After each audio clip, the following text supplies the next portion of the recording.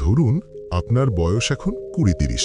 সকালবেলা ঘুম থেকে উঠে মনে হয় আজকে কি এমন করলাম যেটা আমাকে ৫ বছর পর ভালো জায়গায় নেবে। সত্যি করে বলুন তো, এই প্রশ্নটা কজন নিজেকে করে? আমার পরিচিত এক ছেলে আছে, নাম সুমন।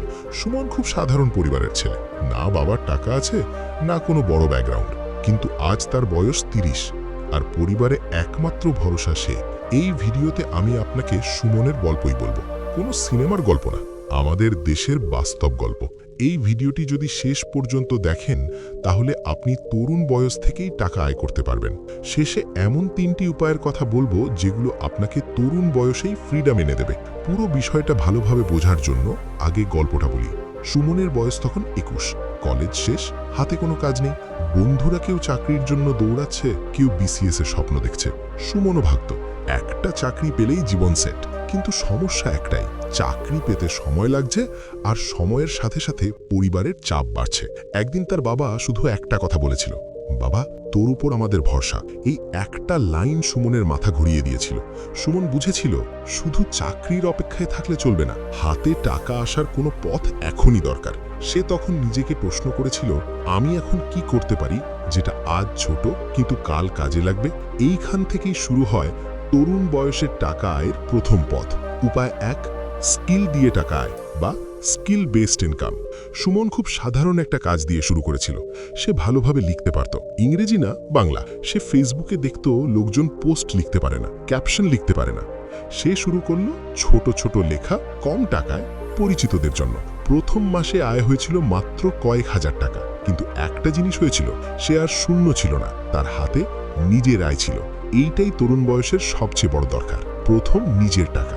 তরুণ বয়সে টাকা আয়ের মানে হঠাৎ বড় লোক হওয়া না, এর মানে নিজের ওপর বিশ্বাস তৈরি হওয়া। আমি পারি, এই ভাবটা আসা। আপনি ডিজাইন জানেন, টিউশন করাতে পারেন, ভিডিও এডিট করতে পারেন, এগুলো ছোট মনে হলে মাথায় গন্ডগোল আছে। এগুলো দিয়েই শুরু করুন, আস্তে আস্তে বড় কিছু হবে। পরের উপায়টা দিই। উপায় ২, ছোট ব্যবসা। স্কিল থেকে আয় শুরু হওয়ার ৬ মাস পর সুমন একটা জিনিস বুঝেছিল, আমি শুধু সময় বিক্রি করছি, আমি যদি অসুস্থ হই আয় বন্ধ। সে তাই ছোট করে ব্যবসা শুরু করলো। কি ব্যবসা?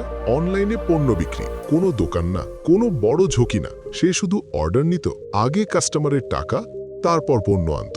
প্রথম দিকে লাভ খুব কম, কিন্তু অভিজ্ঞতা বিশাল। আজ অনেকেই যে জায়গায় ভয় পায়, সুমন সেইখানেই শিখেছিল এক বিশাল অভিজ্ঞতা। উপায় ৩, টাকার শাসন। এই জায়গাটায় বেশিরভাগ তরুণ হারে। সুমনের আয় যখন বাড়ল, সে একটাই কাজ করেছিল, খরচ লিখে রাখত, অপ্রয়োজনীয় জিনিস বাদ দিত। বন্ধুরা যখন নতুন ফোন কিনে, সে তখন বলতো আরেকটু পরে। এই আরেকটু পরে আজ তাকে অনেক সামনে নিয়ে গেছে। তাই টাকা হাতে আসলে যখন যা মন চায় কিনে ফেলবেন না, খুব দরকারি না হলে। আজ সুমন বলে, আমি তরুণ বয়সে ধনী হইনি, কিন্তু ধনী হওয়ার পথ ঠিক করেছি।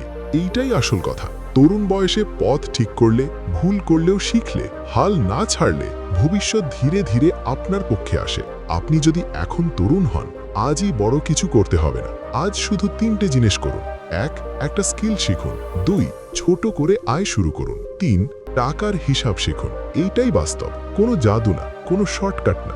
এই ভিডিওটি একটুও যদি আপনাকে পরিবর্তনের চিন্তা এনে দেয়, তাহলে প্লিজ একটা লাইক দিন, কমেন্টে শুধু লিখুন আমি শুরু করব। কিন্তু মনে রাখবেন, তরুণ বয়স আরেকবার আসে না।